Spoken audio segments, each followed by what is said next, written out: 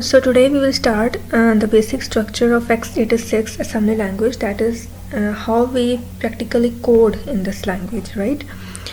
So you have to see that assembly language programs have mainly two segments. You can say that two parts or two areas. The first one is the data part and the second one is the code part. And in data part we declare the variables like words, strings, integers, like this. And in the code part, code segment, we actually write our code. So, and here you can see the single line comments. In assembly language, to write a comment we use the this semicolon and then our English statement. So here comes our basic structure of the assembly language. Firstly, we start with the header file that is include irvine32.inc. it has to be added as it is. But yeah, assembly language is, you can say, not a case sensitive language, so the words that are capitalized like this, that they can also be small without capitalization, but to increase the readability of the user, to make it look good, we have to practice these things like capitalization and proper commenting and indentation, all these things, right?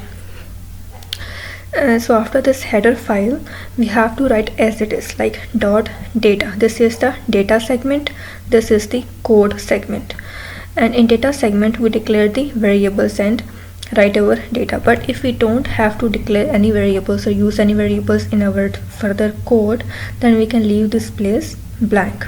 But we have to use this dot data statement like this. Then comes dot code, and right after code we have to write as it is main procedure, that is our main function just starts from here. From here we start our coding, and right after the coding is ended, finished, we use the exit statement, that is exiting the main process. And when we are done the coding part, then we have to write main and p, that is end of the main function. It just indicates the end of the main function. There is a difference between this end and this end. It indicates the end of the main procedure, and this end main indicates the end of the whole program, right? So here we can see the variable declaration. Syntax is, firstly we have the variable name, then the data type, and then its value. Like here, num is our variable, dword is our data type. We will see these data types in our next lectures.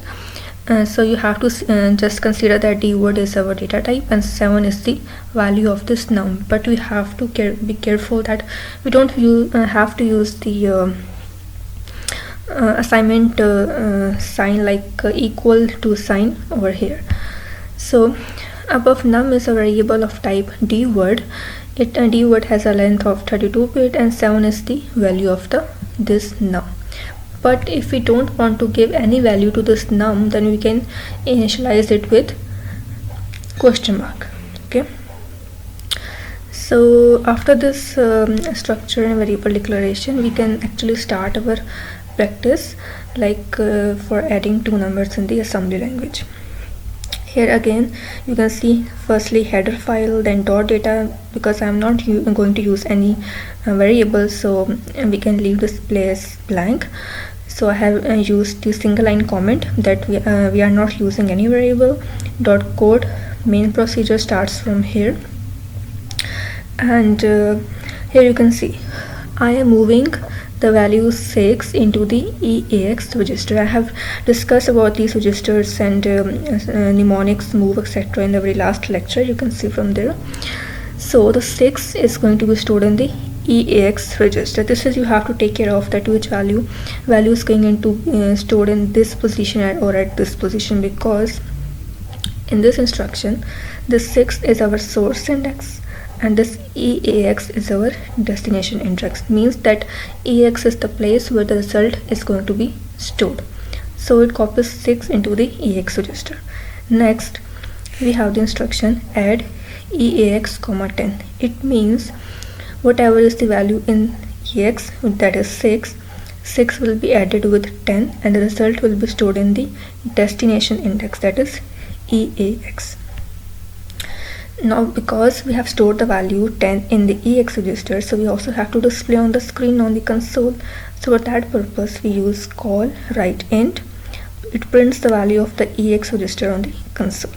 And then we have at the most end we must have to use call read int, stopping console from disappearing so that we can see our result of EX register on the screen. And you can see that 10 plus 6 will result in 16 in the EX register, and that very value will be displayed by using this procedure.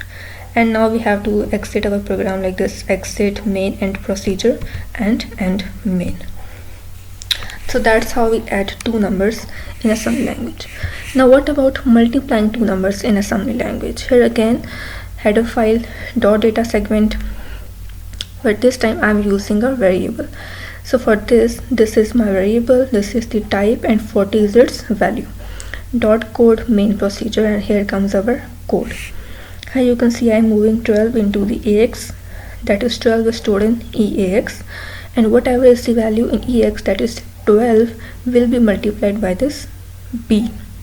Means 12 is going to be multiplied by 14 by this statement single. I have discussed this statement as well in the previous lecture.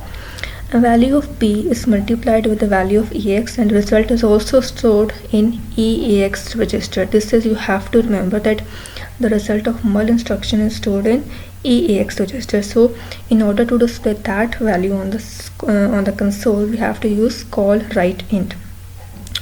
And after write int, we have to also display the result on the screen. We have to see the result for a while on the screen.